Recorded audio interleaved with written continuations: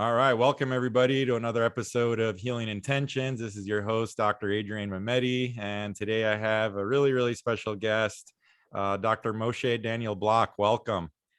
Thanks, Doc. It's great to be here. It's an honor.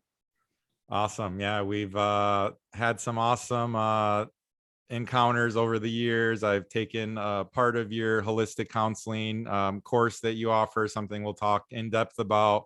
Learned a lot from you, from your book, and just, from our friendship over the years and all the great information you've put out there. So thank you for everything that you've done for the profession and for myself, and really a big inspiration. Thank you so much. It's an honor. And it's a privilege. It truly is. It's an honor to be able to share. And I appreciate the connection that we've had and will continue to have. Absolutely. Yeah. So why don't we start out by just a quick introduction on yourself? How did you get into naturopathic medicine? Kind of what's your story from the beginnings? The story, it has a bit of a dark beginnings. I was a very sick kid, and I think we go into what you need. People go into psychology because they have serious emotional problems. I went into naturopathic medicine because, well, you know what? I wanted to help people to be healthy because I had suffered so much in my health. I had everything not everything, obviously, but it felt like everything under the sun, like a very long list of issues. I once tried out for a hockey team. It was a AAA team. It was the highest level in my area. And everybody knew that I was always sick. I was a good player. I could have made that team, but when everyone was like, does anybody have any serious problems here? And everyone was like, Block. They all pointed at me, all these players that knew I had issues. So they didn't draft me. They didn't pick me for the team because I had this history. So there's been suffering, there's been loss of stuff, and I wanted to help people. The reason why I chose naturopathic medicine and not conventional medicine, because naturopathic medicine, allegedly, that was the idea, had this balance between like science and rigor and the subtler forms of healing in nature, which I love because that's what I've identified myself as having, both those sides, the scientific, the very rational, and the more esoteric, the healing, the natural, stuff. Mm-hmm. I say allegedly because it didn't fulfill its end of the bargain as much as I would like. I have to give it what it did. I learned homeopathy, I learned acupuncture, and I learned from certain instructors that were beautiful embodiments of the medicine. Mm-hmm. So it's not like I got nil from my studies, which I graduated from in 2000. However, it wasn't as much. And since then, I would just think it's just cascaded of, distancing itself from its roots. Right. Yeah. From that nice balance. Mm-hmm. There's always a room for science and rigor in our medicine. Always. I support it entirely.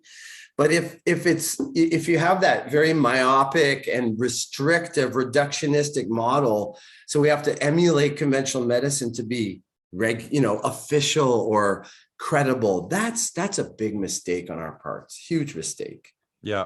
Kind of going the way that the osteopathic doctors, right, the DOs, right? To get the mainstream acceptance from the MDs, they kind of gave up their philosophies and basically became the same thing as them with their education, right?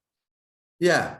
And anyone who's paying attention these last few years can see that whole system, which we have regarded as the authority of medicine, is completely unscientifically corrupted to the bone. The implementation of the measures that they've been doing during COVID are completely unscientific, fly in all of the face that even the most basic science is recognized about immunity and the definitions of what, herd immunity means. They're just redefining things and willy-nilly throwing science out the window. Yeah. So why would we want to identify as being like that system, which has completely gone astray and led people astray? Yeah. We have to embody our medicine proudly and bravely, which we haven't seen a lot with the organizations. The organizations that lead our profession, they have chose cowardice and to kowtow to this agenda, which is very corrupted and false. Yeah, absolutely. Yeah, that's something we'll get into a little bit more in detail. Just, the big title I would say is censorship, and why did hashtag natural immunity, for example, get censored on all the social media platforms, among many other things. But why didn't they want us to know about natural immunity? Right. Why are they erasing that? Why are they making that a dirty word? Right. Something to be ashamed of, something to hide. It's, the word gaslighting, right, is a strong word that is it's a buzzword, right? But it's also very relevant.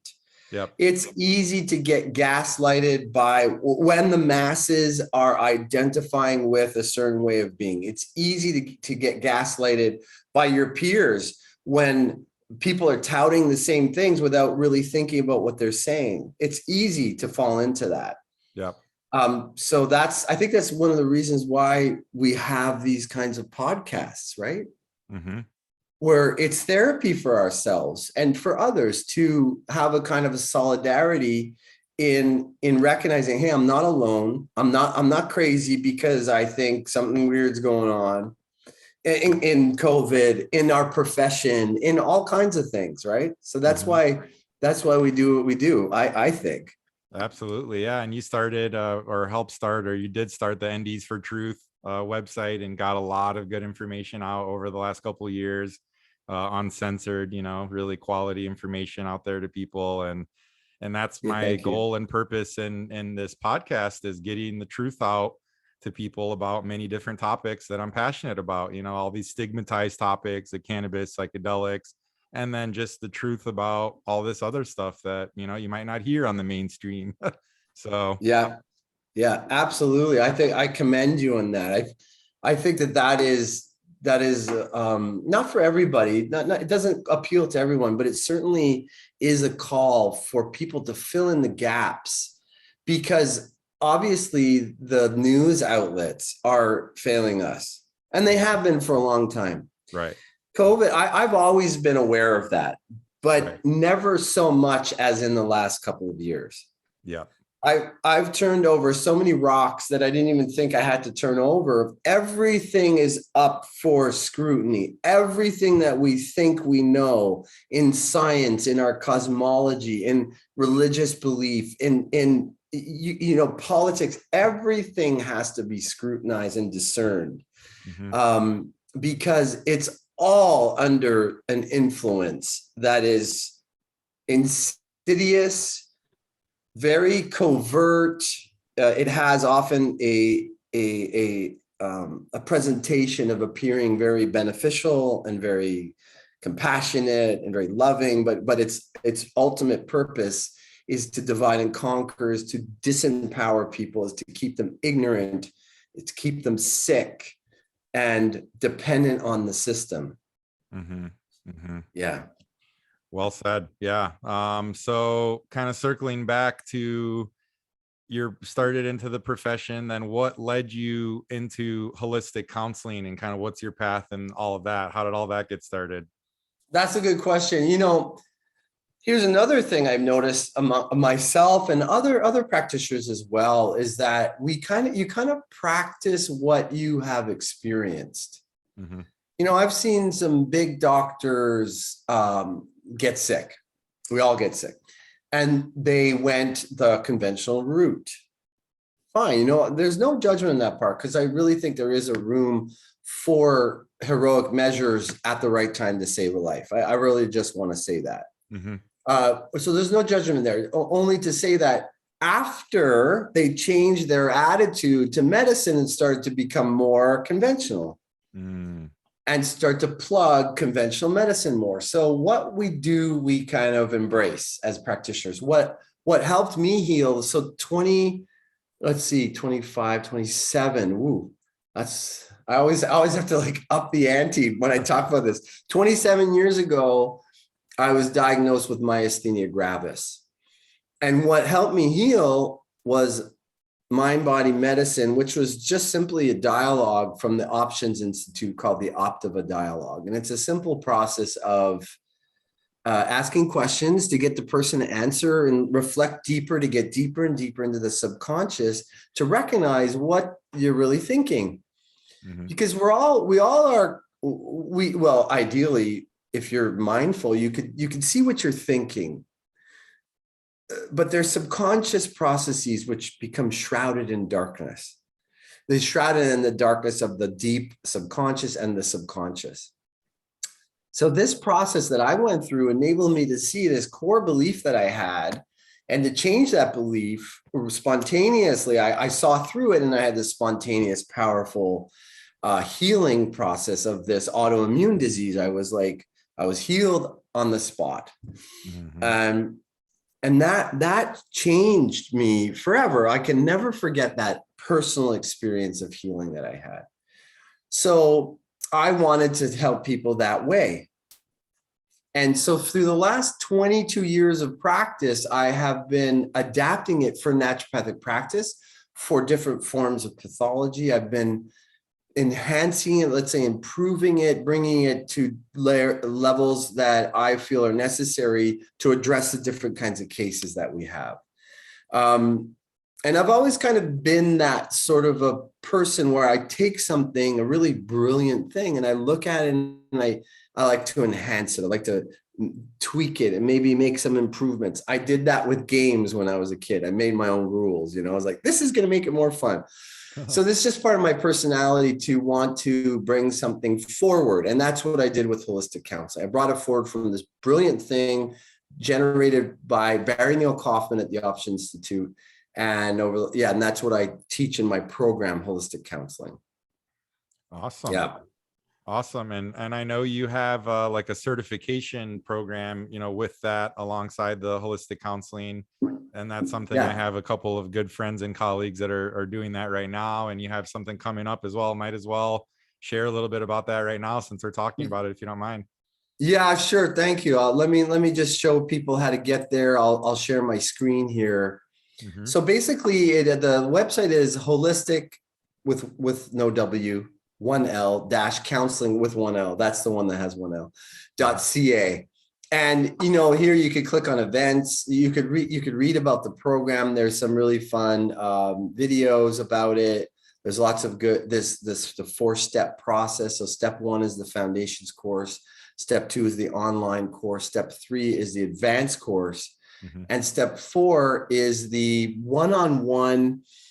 There's 2 categories. There's physician heal thyself, where I help a person go really deep into their own process for understanding what causes their suffering and empowering themselves. That is crucial in this program, because with that, then they can move into the mentoring, the stuff where they'll become the practitioner. And that is where you can apply that in practice, is the dialogue process. What I've noticed with practitioners when I'm mentoring them, so that's the second half, is I mentor you. It's kind of like taking your hand and walking you through this one-on-one of say, oh, you could have asked this, what stopped you from asking that? And we really look at this process of how your dialogue is doing. We call it the Vis Dialogue, right? The healing power of nature dialogue. And it's very, very, the whole package of the program really works well. It's very life transforming. And what I've noticed with practitioners is when they have not unlocked some movement in their own personal issues, they are ineffective in practice in this holistic model. There's other models to practice, let's say the allopathic model, where it's just your mind, that your knowledge that you are giving externally to the patient's own vital energy that makes up the medicine. But when you're doing holistic medicine, that is, you're right in the energy field of that person, and the healing is coming through them, then our ego has to be in a state of flow. And it's not in a state of flow when our personal issues are at play during the dialogue. Am I going to get this? Am I good enough? Do I have to prove myself here that I am a doctor? All these different issues that are at play. So that's what the healing part of this program is about. So a practitioner could come and for very deep personal transformation, as well as learning a very, very powerful, I'd say one of the best forms of counseling around. And I will stand by that. I will stand by that because people that are trained, it's not just me now, I'm able to convey this to people through this program. It's not just me that's able to get these results. Practitioners, even during the process, when they haven't even been certified yet, are saying, oh my gosh, we just had a life-changing experience with my patient. And they said, this is more effective than any counseling I've ever done. So it is something that I'm conveying to people through the program. Mm-hmm. So the next program starts you could come up here, you could go to events, click on events, and the next program starts this coming October, and it's going to be in person again. So October 28th to the 30th is the beginning of the program, the foundations course, in the beautiful Appalachian Mountains of East Tennessee, in a gorgeous retreat called the Doe River Gorge. Mm. And the meals and the dwelling are included in the price of the program. For the beginning, the foundations part 1, and for the advanced course, those are the in-person ones. Everything else is online. Mm-hmm. All right, so that gives you a little bit of a spiel. Thank you for that. Awesome. And I really would love to have people take this program that are really interested. One of the calls to this program is that I've been doing this medicine and I'm not really inspired by it much anymore. Like, I know there's more to it than this. I want to go deep with people. And this program really helps you do that. Really mm-hmm. helps you. Not only deep with the people that you work with your patients, but also within yourself, right? The whole physician heal thyself aspect of this all, which I learned from you, which I think is so important. And I've seen that in my own, work and just with others of, you can only go as deep with somebody as far as you've gone deep within yourself. And I've seen that over and over again in my life. So kudos to you for that. Yeah, thank you. It's so true. And it's even true in an ongoing way. Like, let's say you take your first step as a practitioner, and you have a certain patient type that's coming to you. And of course, they're all different, but you're challenged by that because you're new and things are new and you lack experience. And then you start to grow in experience, you start to deepen yourself. And ideally through the holistic model, you're also healing yourself. Mm-hmm. And as you do so, you then call in, I call it the great orchestrator. It's the listening ear of God, who listens into where you are as a practitioner, how ready you are for the tougher case. Mm. So then you become ready for the tougher case. Then you get a tougher case. So now you have more experience and you're more equipped to help, but now you're working with a tougher case. So you're still at that level of always learning and growing through difficulty in practice. Mm-hmm. And there's always this ongoing growth and invitation to deepening oneself in the process of working and helping others. That's beautiful. Yeah, that sounds right up my alley. You might be seeing me here in Tennessee here shortly. Good. So how do you explain, just for the general public that's not, a practitioner, how do you explain the mind-body connection and kind of go through that little waterfall image from your book? That's really good, if you don't mind. Sure. I could even bring up the waterfall. Let me do a quick search if I could bring it up on my thingy here. I had a really good image. Yeah, it's fantastic. I had a student, let me see, waterfall. I'm not sure. Maybe it's this. Oh yeah, this will do. Yeah. Okay. So I have some I have some like promotional material. This is one of my promo things, but this should do the trick. Now, where is it? Where did that go? Okay, here we go. So I'll share here. This is it. Okay. So just forget about this promotional stuff. But basically, we have a waterfall here Mhm. The idea is that the soul is the highest aspect of the self. It's the deepest aspect of the self. It's the foundation of the self. And everything that emanates from that. It's from the soul level. We could say it's pure consciousness. It's the I am. And that supplies energy to the mind. The mind is born from within that I am. And when the mind is in a place of allowing itself to live in harmony with the true nature of the I am, it's like this side of the waterfall where there's just a state of flow. And the emotions will then flow in conjunction with, in harmony with the mind, which is at peace, and it flow with the I am. And then the body is benefited as well. These are the different bodies that we inhabit. Mm-hmm. So we're not just a physical body, we're also an emotional body, we have a mental body, and then we have a higher mind as well. And then there's something called the causal body, which I don't show in this diagram, but we actually inhabit 5 different bodies. And this is also consistent in the teaching of yoga, the Vedic knowledge, the 5 sheaths. Mm-hmm. And these can be summarized as the physical body, the subtle body, and then the causal body. So all this to say, when a thought enters the mind that is not in harmony, you know, we were given free will. We could do whatever the heck we want with this life that we have. Mm-hmm. We could think whatever we want. We could identify with whatever we want. When we identify with something that counters the I am, that resists its natural state, which is okay. I am that I am. And that is good, basically. Mm-hmm. It's not a defined good. It's just a state of harmony and peace.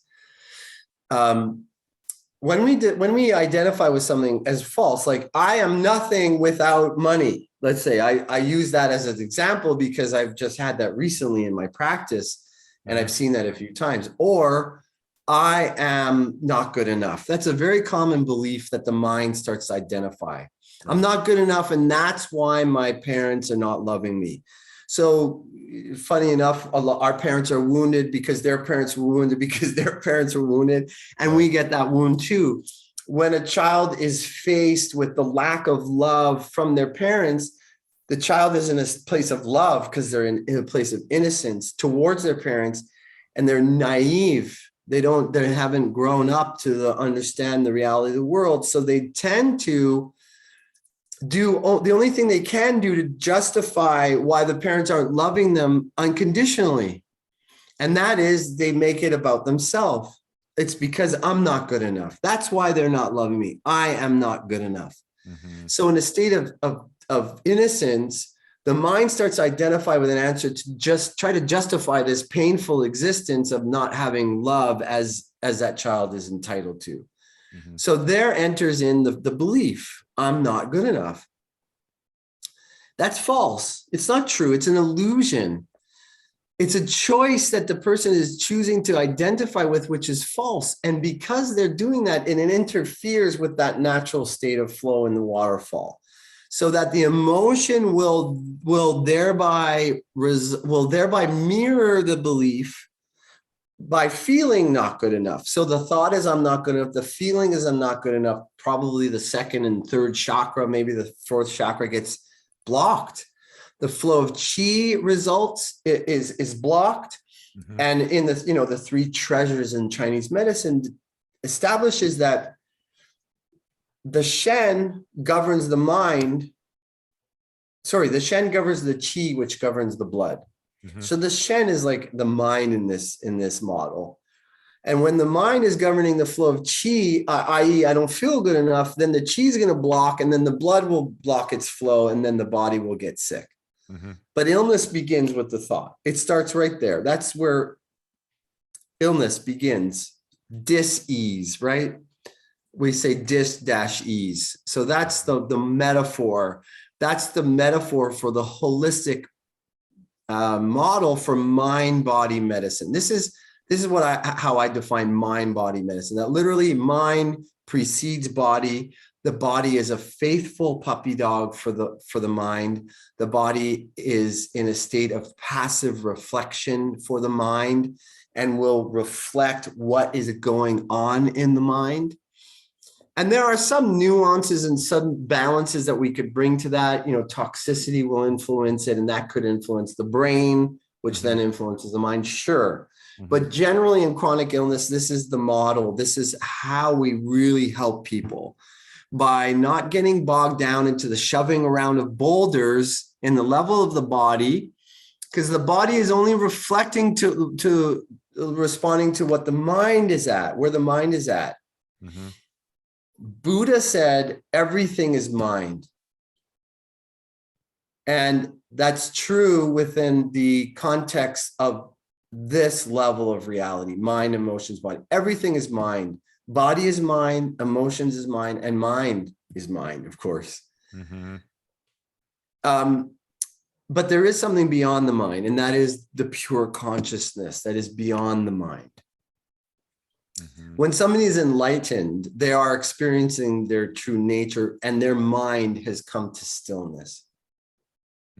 Like, our mind is often very busy, and that leads to stress. The more we have busyness of the mind, the more it leads to stress, and that influences the rest of the body. So I think that's probably good for now with that metaphor. I love that metaphor. I recently was requested for someone to put it on their website. Someone who's been trained in holistic counseling, so it's a popular one for sure.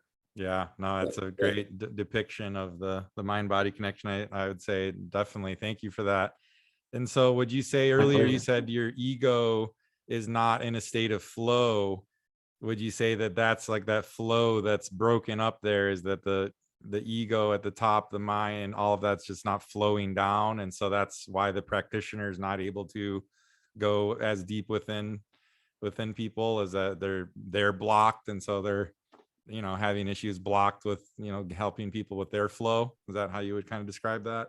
I would describe that for sure in that way. I'd also describe it as kind of resonant frequency. So in the law of sympathetic vibratory physics, we know that if you hit one tuning fork, let's say at A 440, I'm not tuning solfeggio style right now. And you have another one that's not too far away, it will resonate just from hitting the one, the other one will resonate. So if a patient comes in and they have anger issues, or they have sadness issues, or they're afraid to be themselves or whatever, and that practitioner has that same fear and they're not comfortable with it, that's the difference. We don't have to be perfect as practitioners, but we have to be comfortable with our issues in order to help others with their similar issues. Right? So somebody's coming in, they have this big load of sadness. And if you're not okay with your sadness, then you by default will resist that sadness. And that gives the subconscious and very subtle, yet very strong message to the patient: don't go there. That's not okay. Your sadness is not okay with me. So we're not going to deal with that. And a lot of, it's sad because the great orchestrator that I was talking about before, the listening ear of God tends to bring practitioner and patient together because they have like issues. This is the weird thing, it's uncanny a lot of the time how similar the patients are that nature, God, the divine brings to us to work with. And so we have to be working on our issues, or we're going to just be like constantly like battling, not going there with people. Makes a lot of sense. Yeah. Perfect. And, it reminds me of kind of similar with your story. You had an autoimmune disease and you were able to heal that. And I remember in your book, you talk a lot about why would the body attack itself? Like why is that happening? And in autoimmune disease, you see this big connection there with people and their, like thoughts that they have about themselves, and, disharmonious thoughts and that connection there. Have you talk about that a little bit more, and, what you've seen, and maybe some patient cases, examples of that, if you don't mind? Yeah, for sure. Well, in my case, it was like the belief was I needed to be perfect. And the self-inflicted punishment of non-perfection, which was I was the judge, jury, and executioner, was to beat myself up. You know, that internal stupid, stupid, stupid, or come on, man, like what's the matter with you? Like that kind of anger towards the self, which then informs, and this is another way of looking at mind-body medicine. What's the mind doing? It's saying stupid, stupid, stupid. It's saying you asshole. Like what's wrong with you, you asshole? So then the cells of the immune system go, hey, the boss is beating him/herself up, in this case, himself. Mm-hmm. So they're like, all right, we're in the business of attacking the self. Because the immune cells is one example of a part of the body that can turn against itself, mm-hmm. right? There's not a lot of other things that can really do this attack thing as well as the immune system can. Right. So in my practice, I will find this with just about every case, some form of anger, hatred attacking the self that results in the immune system reflecting that. The mind precedes the body reflects the mind. Mm-hmm. And I mean, I can give you an example. I had a case of a woman who was very sick, and she wasn't very forthcoming in sharing stuff with me. So it was like the third appointment. We hadn't had much results. And she picked up the phone. She didn't have the internet at the time. She was like, one sec, I gotta go take my Mestinon. I gotta take my medicine. I haven't taken it. I'm having trouble breathing. I said, just wait, don't take it yet. Mm-hmm. It's, I don't want her to suffer, but it provides an opportunity.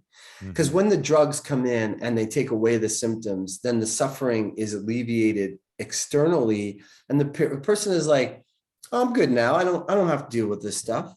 Mm-hmm. But there's a kind of a pressure and desperation that comes through the symptoms that is positive and that we want. Mm-hmm. We don't want our patients to suffer, but that suffering that results from their condition is a good thing because it pushes them to look for answers. Right. Ideally in the right direction. Mm-hmm. So I told her to wait. Don't take your Mestinon yet. And that day she revealed to me that the myasthenia gravis started right after her ex-boyfriend died. And the story was that he was in a gang. She loved him, and she said, I will leave you if you don't leave the gang, because she was worried for his well-being, and rightly so. So he wouldn't, she left him, and then he got killed. And she blamed herself. Mm. And she had all this emotion about it. It was an amazing appointment whereby she got to witness her being very hard on herself, attacking herself for leaving him because he died, even though it was not her responsibility. So that was her quote unquote error. And that's what she saw. And she cried, and she had never told this to me before that appointment. Mm-hmm. And then her breathing was fine after. And I said, how are you breathing? She was like, oh yeah, it's okay. So she had released that heavy emotion that was turning against herself that her body was reflecting. Mm. So it's a beautiful example of a case that resolved because of her realizing that, and realizing that she didn't need to do that to herself. Mm-hmm. Right. So that's a good example of that. I think I answered your question. Did I answer your question about it? Yeah. I mean, I'm sure there's numerous examples you have of, people are doing the right diet, they're doing the exercise, they're taking the supplements, they're doing all the right stuff, mm-hmm. and they're still not getting better. And then once they get down to those, limiting beliefs that they have about themselves and choose to stop believing them, all of a sudden miracles can happen. And I'm sure you've just seen that so many times that it's just not even as miraculous to you anymore. It's like, oh yeah, another day, in the office. No. It's always miraculous. Always. It's always beautiful. It's always awe-inspiring. It's the thing that I think is the magic that makes this practice so beautiful. I don't think it'll ever become humdrum. Mm. Never, because it is really, you're witnessing, like, it's the glory of the healing power of nature. It's the glory of true healing at work. When practitioners of naturopathic medicine pay lip service to the idea that, I don't heal you, you heal you. The healing power of nature heals you. It's really right on the edge of that you're witness to. And that's a beautiful thing. It's always going to be inspiring. Mm-hmm. Yeah. I believe it. Yeah. Do you ever have the urge to just kind of give people the answers when you see it so glaring, in front of them, instead of allowing them to come up on their own with the answer? Do you ever have the urge to just be like, and that's kind of the Yes. difference between what you do and a lot of other types of therapy and counseling, right? Yes. I do have the urge, and sometimes I do. And when I do, it's because I'm in my ego, because I'm struggling with an issue. I'm not feeling very good about myself. And so in projection of my ego's need to be affirmed in some way, I want to give the answer. I want to make myself feel good as a practitioner. Mm-hmm. So I have learned, through the years of practice, I've gotten better at not, even if I desire to do that, I will, as much as I can, not do that and be patient. And then I'm healed in as a result of working through the surrender of the ego, not through the edification of the ego. Mm-hmm. Because as practitioners, it's easy to be sitting in that place of importance of doctor. Somebody's coming to see you. You're in this place of privilege. You can give them advice. They're going to listen to you. And a lot of people want to listen to you. They want to defer to what you have to tell them rather than the inherent wisdom that lives in them, which is the basis of the holistic model. The understanding, the conviction that the wisdom of truth and nature and the divine lives inside of the individual. That's what we're working with. So the knowledge that comes from me, I have lots of knowledge that I could give. And that would, if I desire that, that's an edification of my ego, right? That's some kind of compensatory mechanism for me ultimately not feeling good about myself, which is a falsehood and a forgetting of who I really am, which is that I am, that divine consciousness. So it's interesting. It goes full circle there.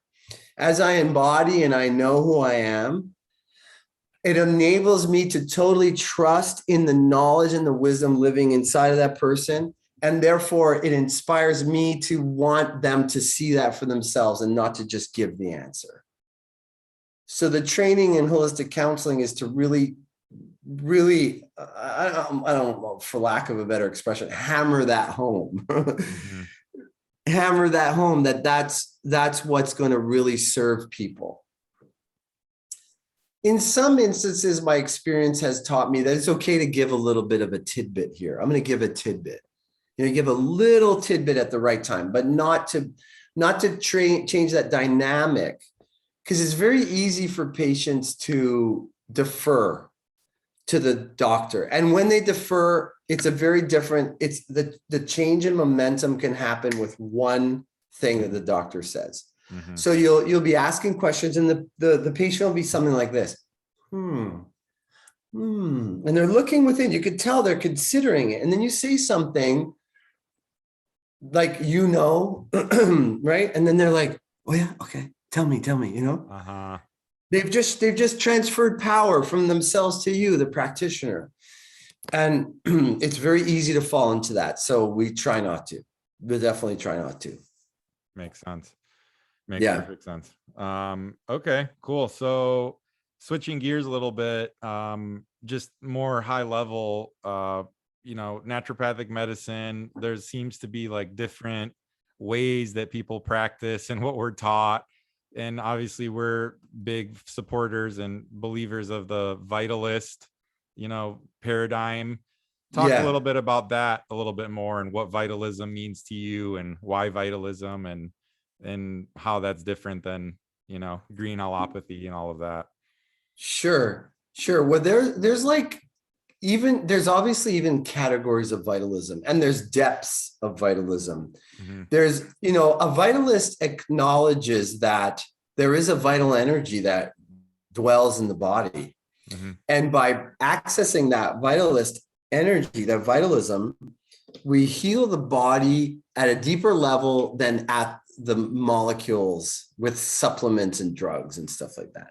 Right. So a vitalist ideally identifies with this vital energy. You could call it chi, ki, prana, life force, you name it.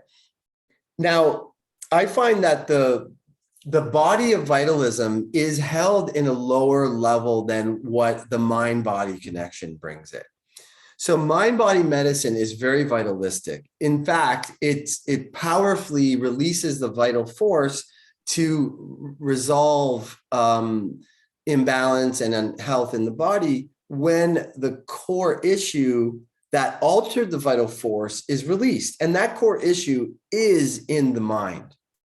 Most of the time. There are exceptions, but most of the time it's in the mind. So vitalists, the status of the vitalism, where vitalists are in general now tends to be working at levels that doesn't acknowledge this, and therefore they are not employing the use of the vital force to the degree that it can be.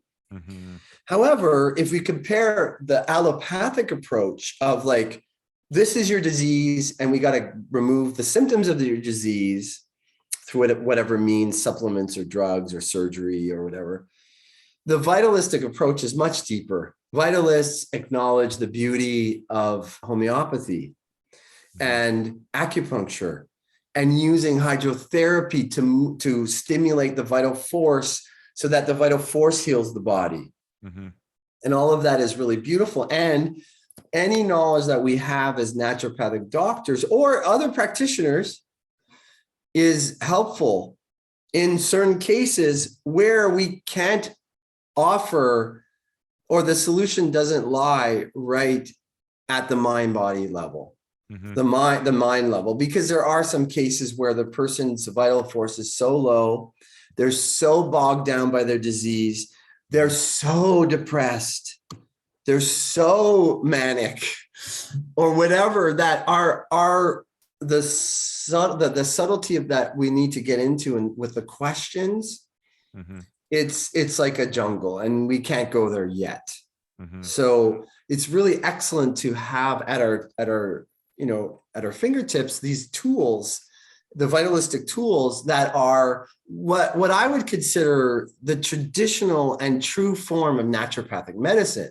What distinguishes naturopathic medicine from conventional medicine is this understanding of vital energy, of the vital force, and how to stimulate that, how to help a patient heal. Dr. Jim Sensenig was a great leader in the vitalistic, basically the founder of the Naturopathic Medicine Institute, along with the other practitioners and teachers that have taken up that mantle. And he was all about Linlar 101. And it's all like, you can do so much by helping a person detoxify, give them good nourishment, which includes rest and water, right? And then stimulate the vital force. That's it. That's Linlar 101. And that's traditional naturopathy. And we could really go very, very far with that. Because I believe, and I embody the idea that we're here for a reason, and that reason is our evolution to return to or acknowledge who we really are, and then to make our world around us a reflection of that, then I feel it's important as a practitioner that I address the vital force at the level of the mind, because it's at the mind where we make our choices. And if a person is sick, it means that their evolutionary process is being focused through that illness to resolve something. I don't want to help that resolve without them understanding what caused it in the first place. So I feel like we're missing out on something if we're just helping resolve illness at the vital level, even if it's at the vital level, not the allopathic level. Right. If they don't understand deeply how their illness has manifested around their false choice about their reality, about themselves, about who they are. Mm-hmm. So this is the distinction in application of vital energy, right? The vital force. Yeah, that's all I have to say about that in this moment. Yeah, that makes perfect sense. And, it's like as NDs, as naturopathic doctors, one of our principles is getting to the root cause. And it seems like, Exactly. a lot of vitalism is getting to maybe some roots, the top layer of roots, but what is the true root cause? Oftentimes, as you said, it's that the mind, the mental, emotional, spiritual, way deeper things that a lot of practitioners, I guess, just aren't well prepared to go into those depths, and it's not necessarily their faults. We haven't been taught that in school, Right. and so that's why your program really makes a lot of sense as like hey, you really want to go to these depths, then I don't know any better source than learning from somebody like you. So makes a lot of sense to me. Yeah, thank you. Absolutely. We also, the mind is it's like a scary place to go in practice because there's so much, it's such a powerful space to be in, and there's so much going on in the mind. Mm-hmm. My program, the process of learning holistic counseling, helps to demystify a lot of that. The mind will ever remain a mystery, but with the experience I've had in working through the mind, you gain more confidence to walk into that realm with your patient. Whereas, like, if you haven't looked at your own self and your own issues and dived into it and come to some understanding, then going into that realm is very overwhelming for a practitioner, right? It's very, yeah, it's intimidating. Yep. So the mind is really, like, we don't give this enough time and energy. It begs like years and years of kind of addressing the mind because of its power and because of its potential in healing. There's this Israeli healer, I think his name is something Kaufman, Zvi Kaufman, I think it is. The title of his book is "The Mind is the Healer, the Mind is the Killer." The mind is that which creates illness and kills us, and the mind is that which is involved in healing that illness and healing us. Yep. So yeah, I really think it's vital that we start to really delve into the aspects of the mind, because it's a beautiful treasure trove, and it's also a landmine. There's a lot of landmines in the mind. In the mind, there's a lot of stuff there, right? Mm-hmm. Mm-hmm. Yeah. Beautiful.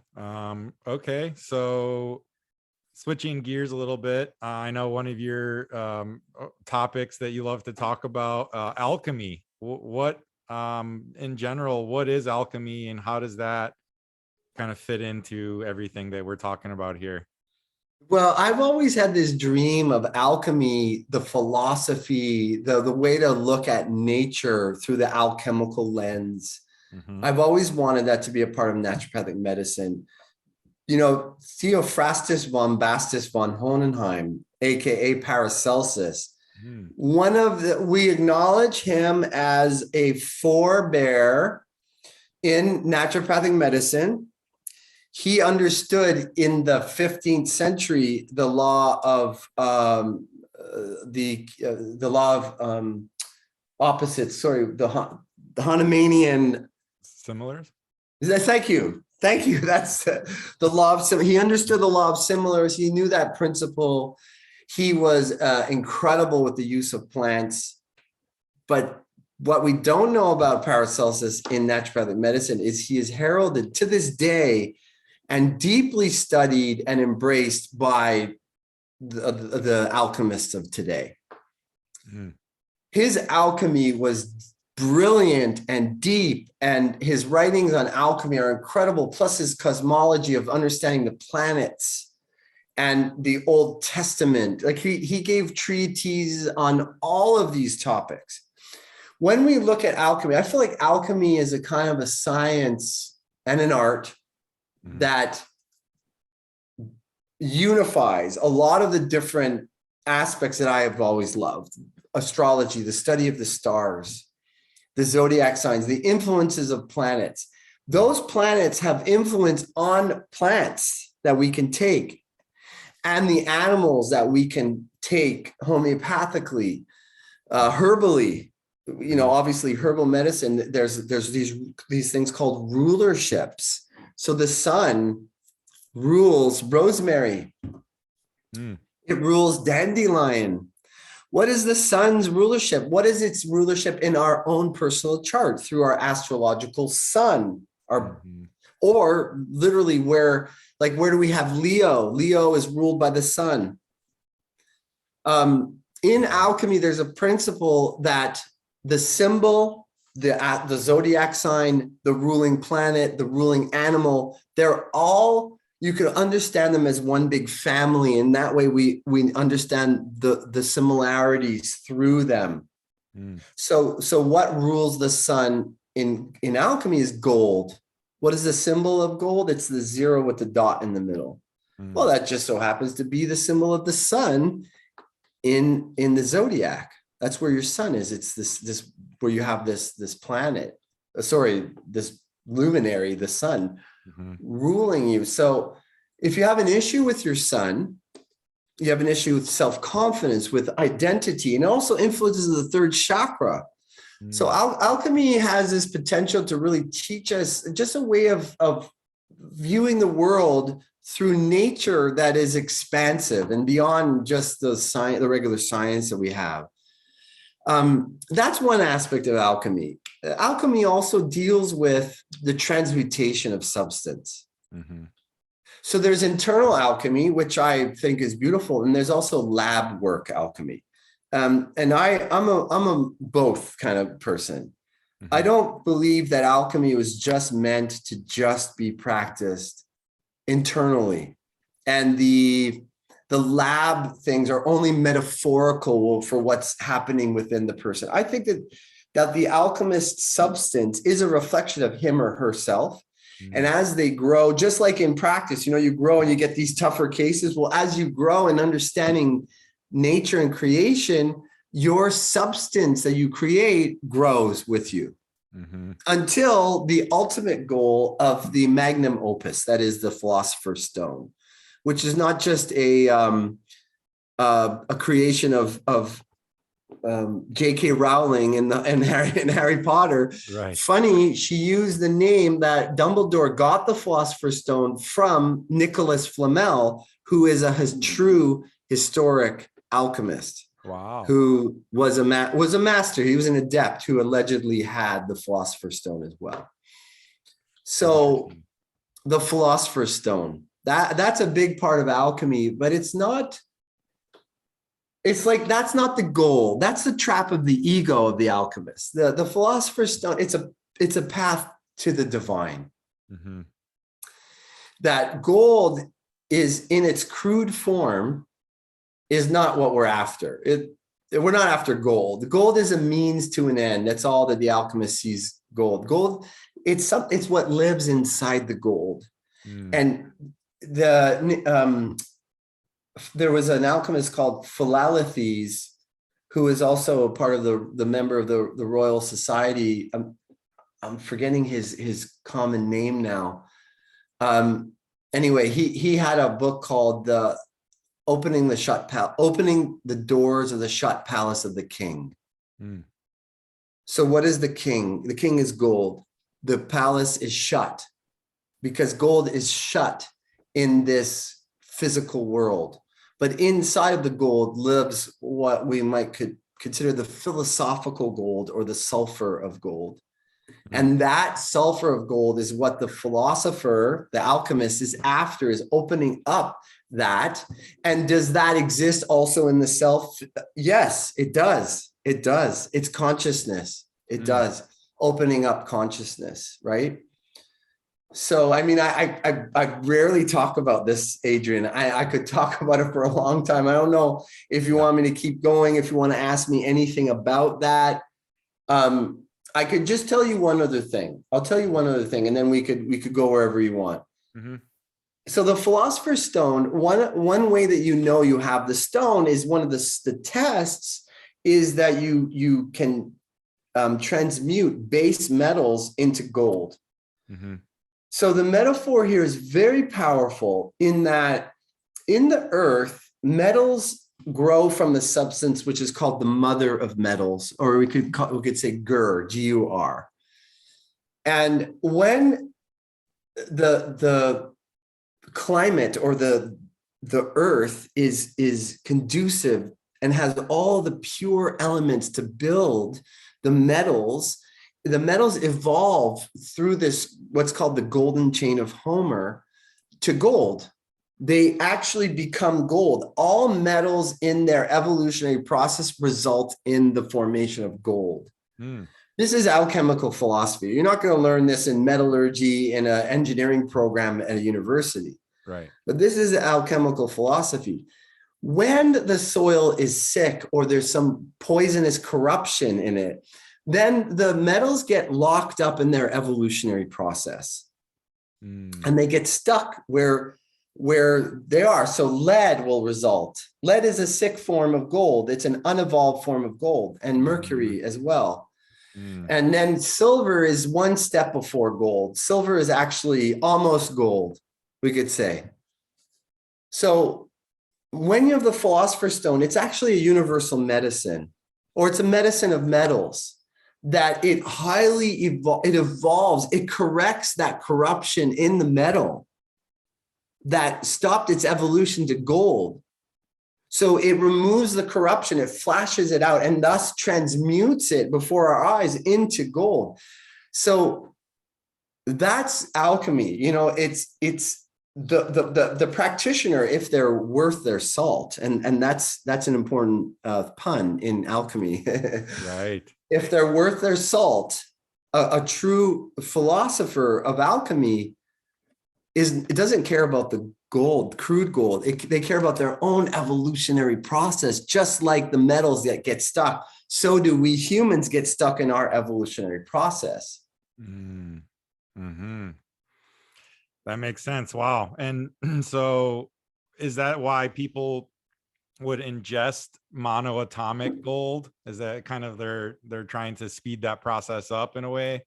Yeah, they are. Monoatomic gold is, it is a kind of elevated philosophical gold.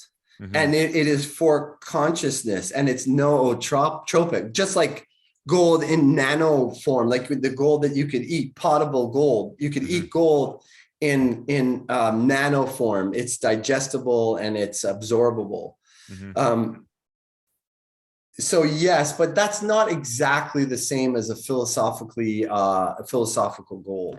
It's not the same. It shows you there's so many things that we don't know, right? Also about water. There's so many things about water we don't know, that it's just these depths. Gold is another example of that. Within its parameters, there is so much potential. Yeah. Perfect segue into water. That was my next question about. Yeah, sure. We'll leave alchemy. Goodbye, alchemy. We'll come back another time. That's all for now with alchemy. I really don't know much about it. I just wanted you to talk about it. And I know that you could talk for days about it, and it's fascinating. Sure. Definitely a topic I'll get into, I'm sure, at some point. But yeah, so water, very, very, you think, oh, it's simple, H2O. Oh, no, it's way beyond that.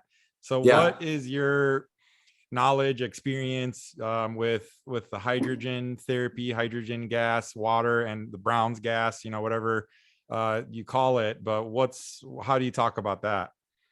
Well, I talk about it with great joy and great passion and love. I mean, when you split water into its two constituents, there's way more than its two constituents, first of all. Mm-hmm. But let's just look at it for the moment. You have this covalent bond between the hydrogen and the oxygen, that the electricity that we're putting into it with the Brown's gas machine or electrolysis of water, it's splitting this. So you're putting energy and you're splitting it. So there's this positive and negative that's influencing the water, right? At the positive side, I think you're going to get, I'm sorry if I'm backwardsing this, but you're going to get your oxygen gas, and at the negative, you're going to get your hydrogen gas. Yeah. It doesn't matter if that's opposite. I mean, maybe it does in some sense, but so we have the plus and the minus, the yin and the yang of water, which is an element. Mm-hmm. Everything that is created is made up of a balance of opposites, everything. Mm-hmm. And so we have this, we need positive and negative electricity to liberate water into this very therapeutic gas that we breathe in. As hydrogen, it's 66.6667%, and 33.33% is oxygen. Mm-hmm. So oxygen we know is very beneficial for health, but we haven't really looked that much at what the hydrogen is good for. Mm-hmm. And the hydrogen is, you know, one of my mentors in this is Wiseman, George Wiseman. Mm-hmm.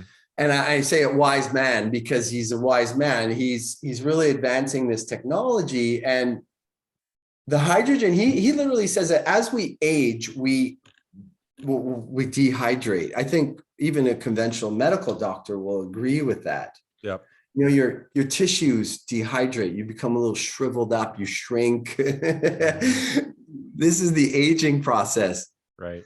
So what is dehydration? What George Wiseman says is literally this loss of hydrogen, our ability to store hydrogen, or our synthesis from food.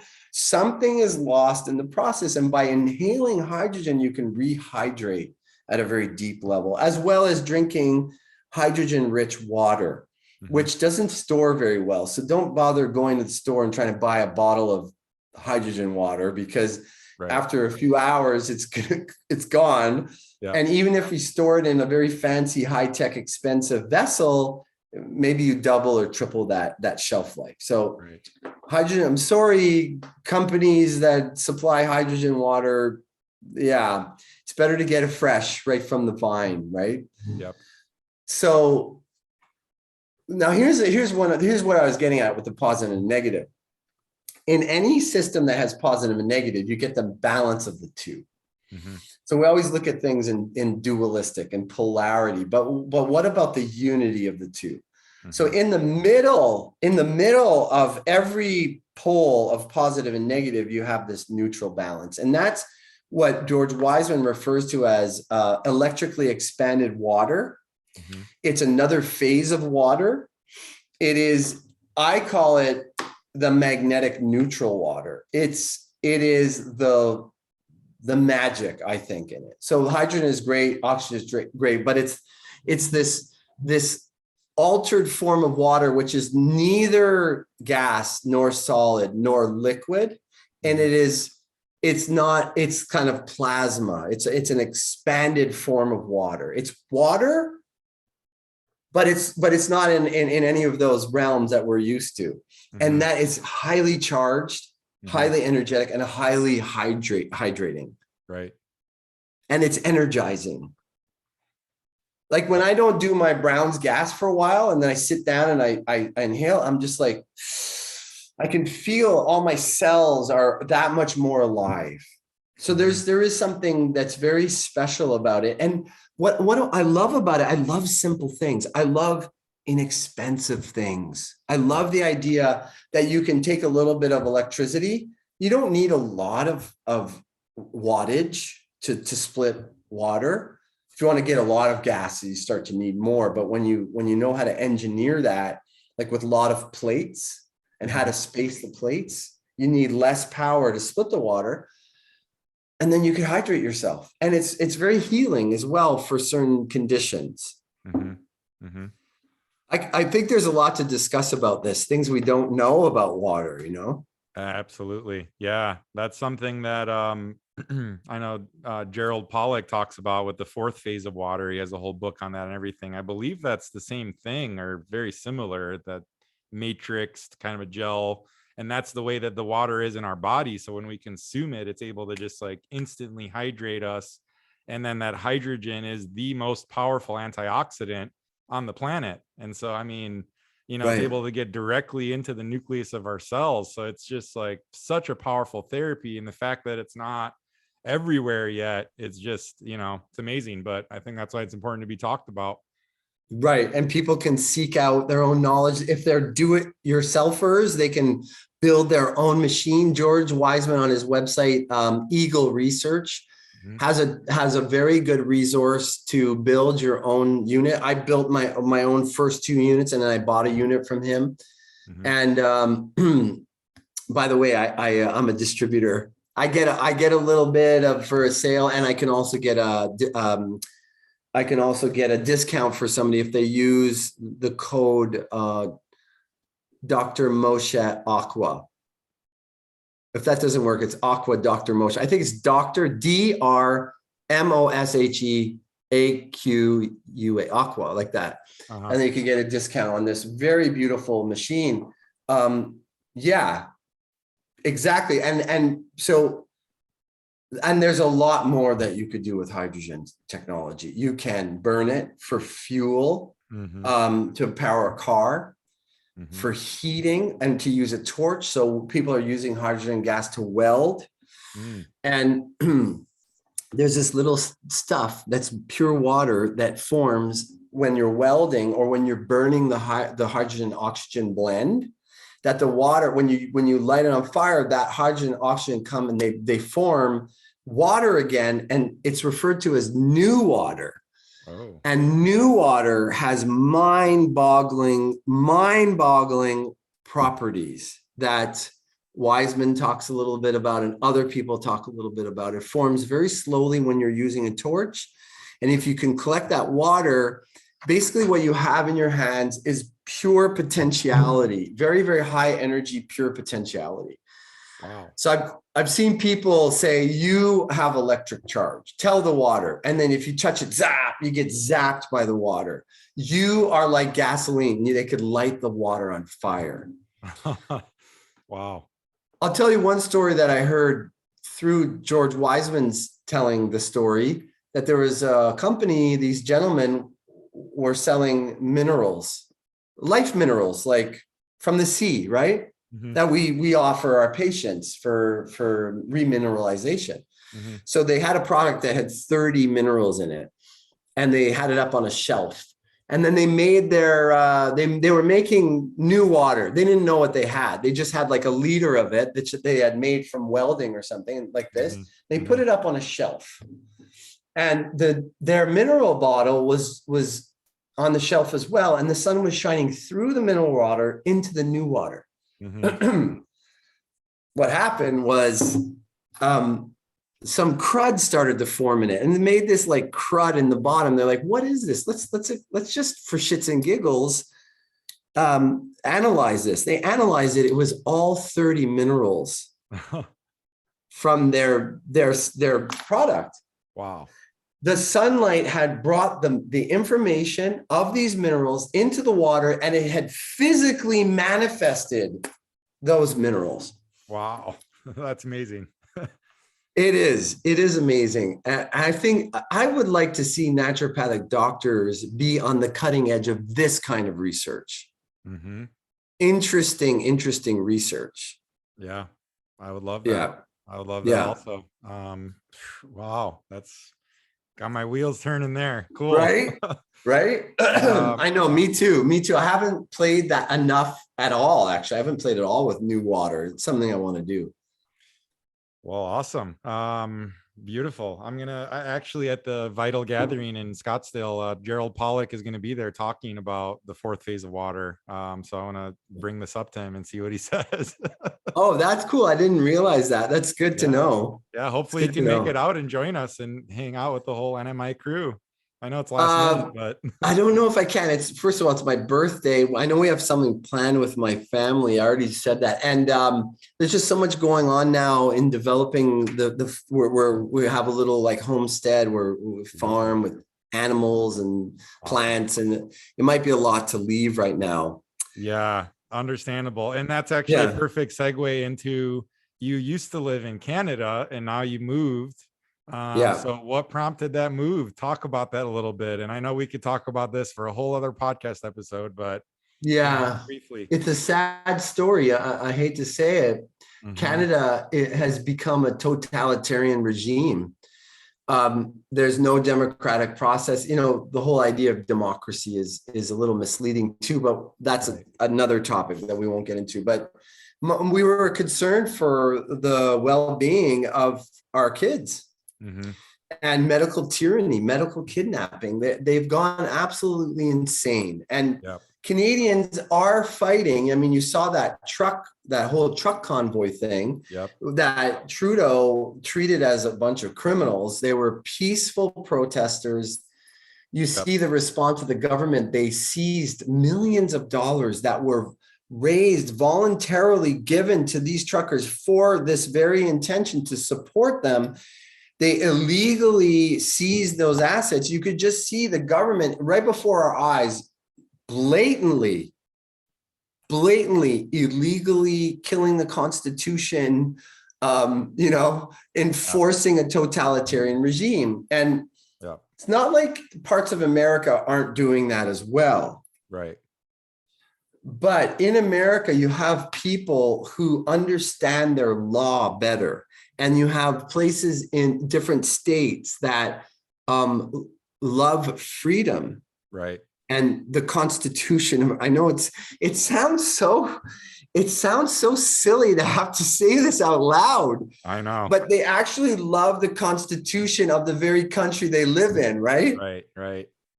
Gosh, it's so absurd to have to say it like that.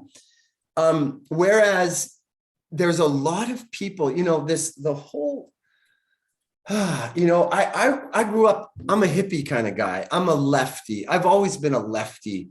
But in the last few years, the left has fallen prey to these insidious designs that are by the government to ultimately remove people's rights, their basic rights, as Canadians, as Americans, and in the other countries as well. Mm-hmm. So that's why we left to come to America. We went to a state where people are still valuing it. It's incredible how many people that I've met.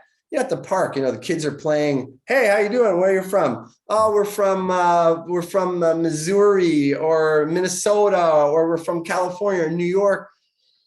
And things are crazy, and they're on the same page. They know what's going on. They could see what's going on. Maybe not every detail, neither do I know every detail, but they know something's wrong. Right. They know that what's happening is not at what we're being presented. The government is lying to us. They know these things. It's amazing how many people I've met in the state of Tennessee that are in the know. I would say 8 out of 10 people are in the know. 2 out of 10 are not, or maybe they're afraid. They know, but they're afraid. I don't know. But that's why we moved, man. We moved to try to create a better life. And it's like night and day. It's night and day there. God willing, it stays there as long as possible, that this desire for the takeover of human rights and the freedom for people to determine their own course is taken away. Like, God willing, that doesn't come, and that the freedom and truth do win in the end, right? And Canada doesn't continue to plummet itself into darkness. But that's why we left. And that was because of all the just medical tyranny, like you said, around COVID. And, I know that's such a big topic, and we could go so many, segues into that, but what are your thoughts in all of that? I know it's kind of past now, thankfully, but what the heck happened there? I mean, obviously a lot of censorship around the truth, but what's your take on why that happened the way it did? Well, you know what we said, we let out with something and said, we're here to help solidarity, to help people understand at least what we're thinking is going on. Maybe that'll inspire them to consider the same. Right. So I don't know if you ever saw the movie, I think it was Bronx Tale or something. It's about this, like, no. Anyway, there's these guys, there's this bunch of mafia guys, and they have these truckers, this biker gang come in, and they kind of get a little threatening, and then they close the door on the biker guys, and they go, there, now yous can't leave.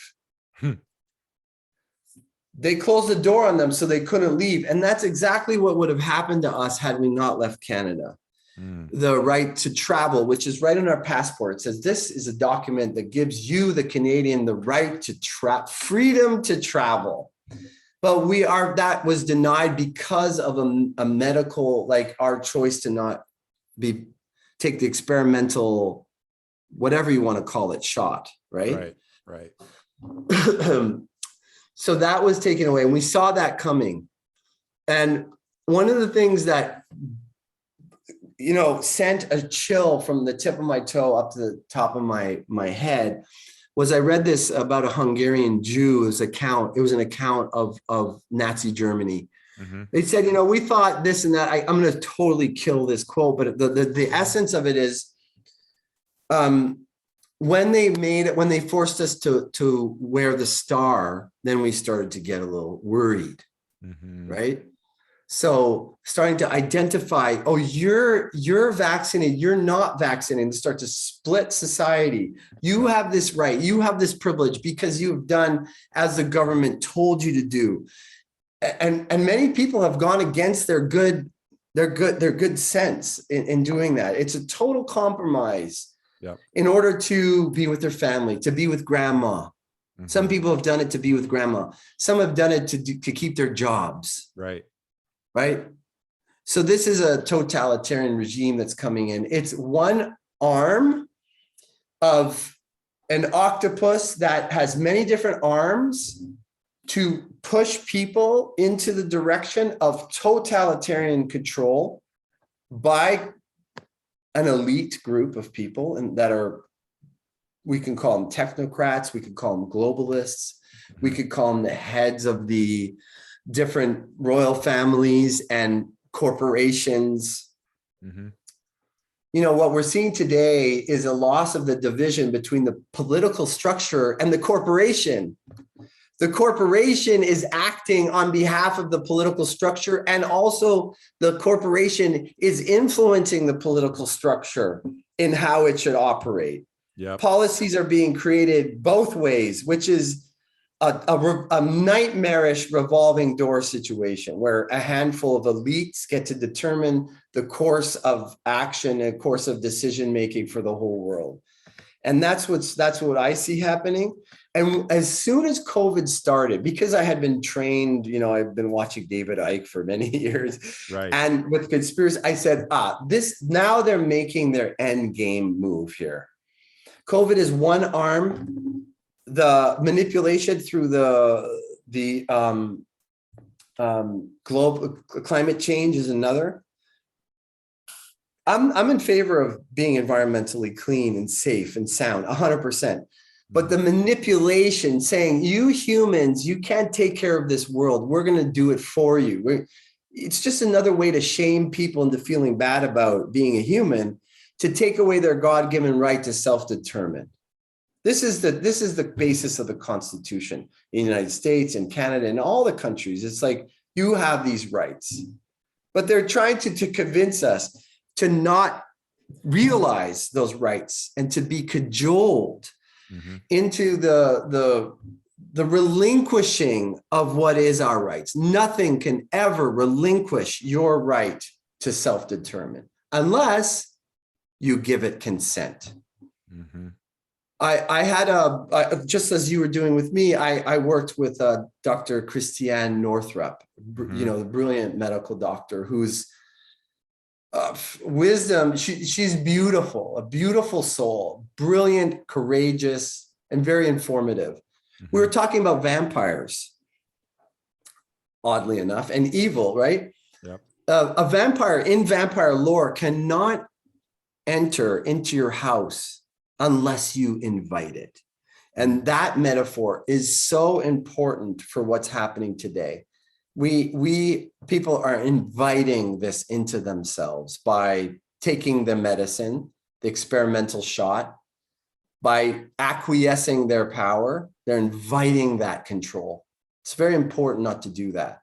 Yeah, very important not to do that. Yeah, I mean, it's like that word conspiracy theorist got thrown around so much these last couple of years, but it's like I posted something online. It was like, I'm not a conspiracy theorist. I'm a things aren't adding up and it's pretty obvious theorist. That's perfect. It's like, come on. It's not a conspiracy theory anymore when it's happening plain as day. Right. And it shows you how much they have socially engineered people, psychologically manipulated people to completely abandon rational, logical, free thinking, critical thinking, to deny what's happening right in front of their eyes. Oh, you're a conspiracy theorist. And that's enough to just close the conversation because it's uncomfortable or because you're sharing something that needs to be looked at. It's kind of ugly. It's scary. It's terrible, but it's wonderful and amazing at the same time because it represents something I think we've all been waiting for. In order to heal something, it has to come out. Has to come out. Like if you have this toxic, totally toxic environment in your body, you have to have some kind of a healing crisis. There needs to be some kind of sweating or vomiting or diarrhea, cold, to restore harmony. Detoxification is not a pleasant thing. So what's happening in humanity now is in the direction of cure because the darkness is revealing itself. Darkness is synonymous kind of like with fungus. It thrives in darkness. If you shed light on fungus, it shrivels up and dies. In these desperate moves that the elite are taking now to try to maintain control on the planet, they're revealing themselves. In revealing themselves, they're putting themselves out to the light, and they cannot survive in the light. They can only operate in covert darkness. Just like a vampire.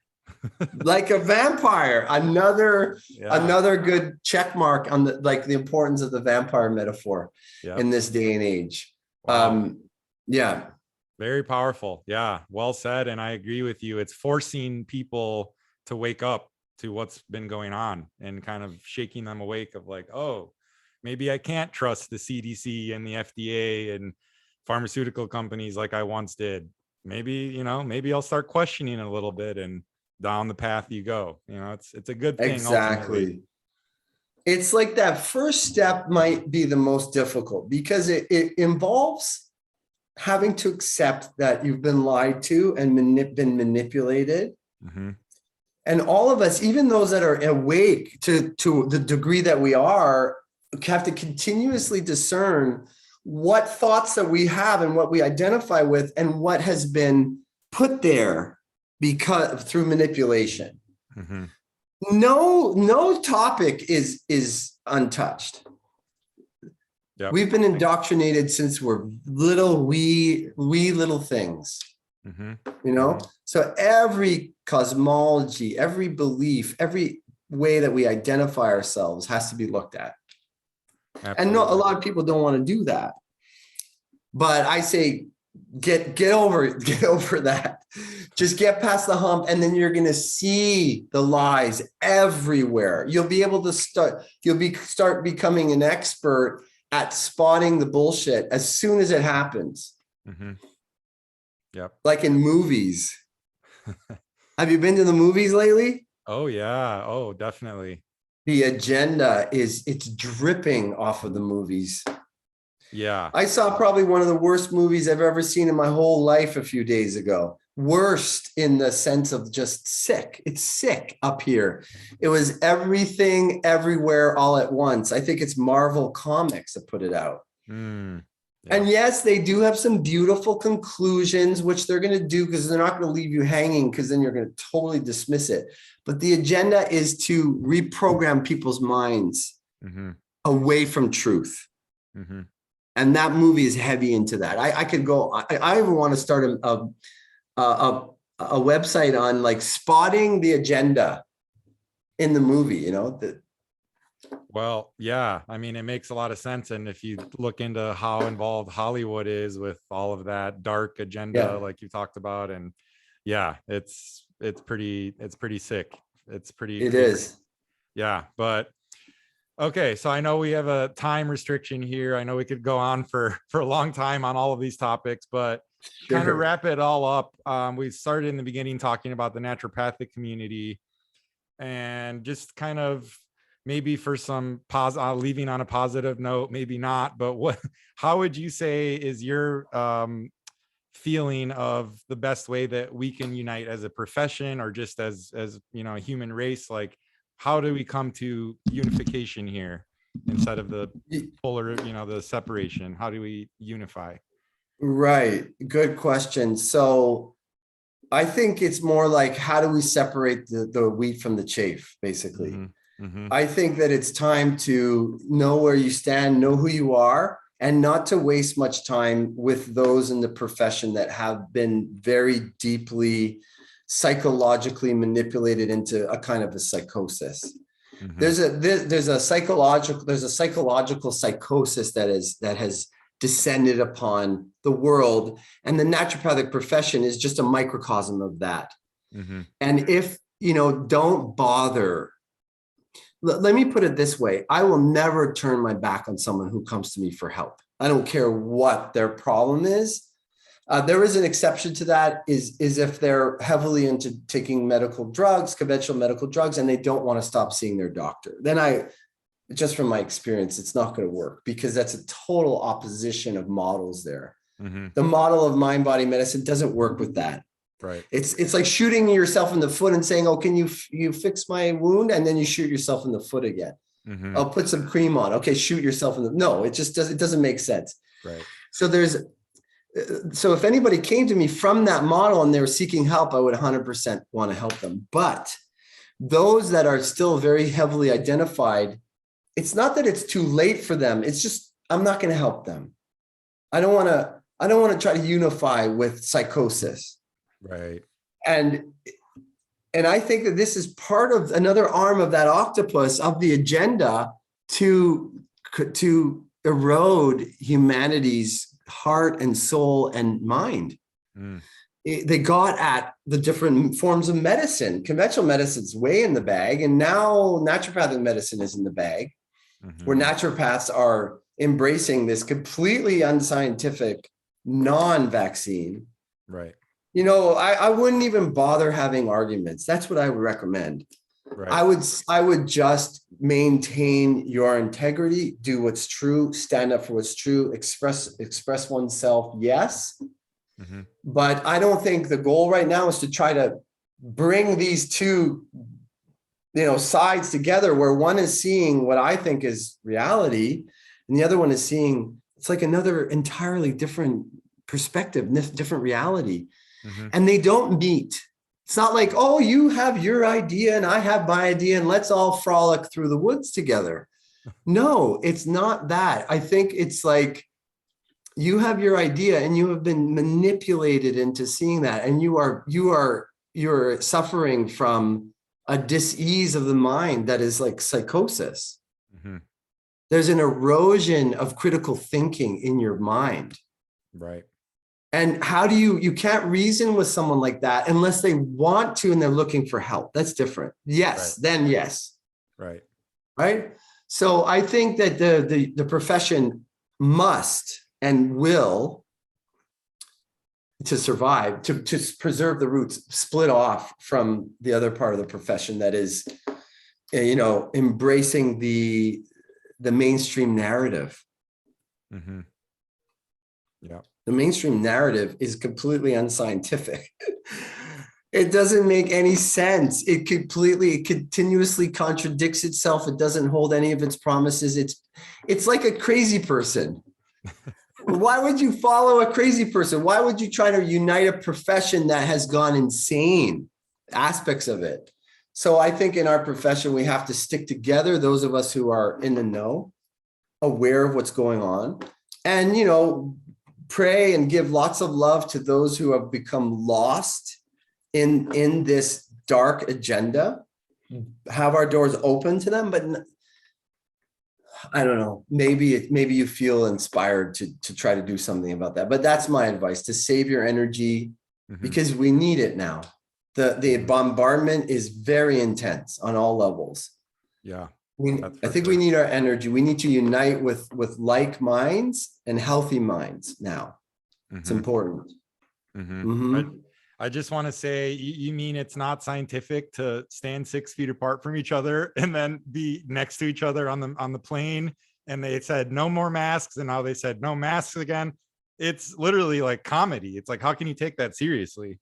It's comedy. Or how about no masks, but if you're on the plane and you have a snack, you can pull your mask down and eat your snack. I mean, the inconsistency, not to mention that your mask is made out of your underwear. Right. The size of the spacing between fabric and between the layers of fabric is so huge that the minuscule size of whatever pathogen, if there is a pathogen, we're trying to block is, you know.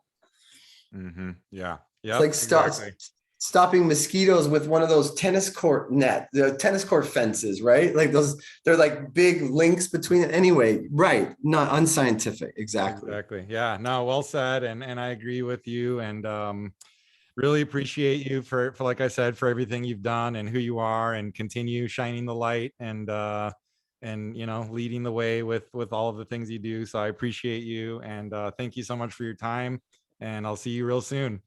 You're so welcome. I appreciate you very much, Adrian. I appreciate you having the courage and having this platform and the people that you're talking with. So the feeling is mutual, and I appreciate you, and I thank you as well. Awesome. Well, thank you so much, and we'll see you really soon. You bet.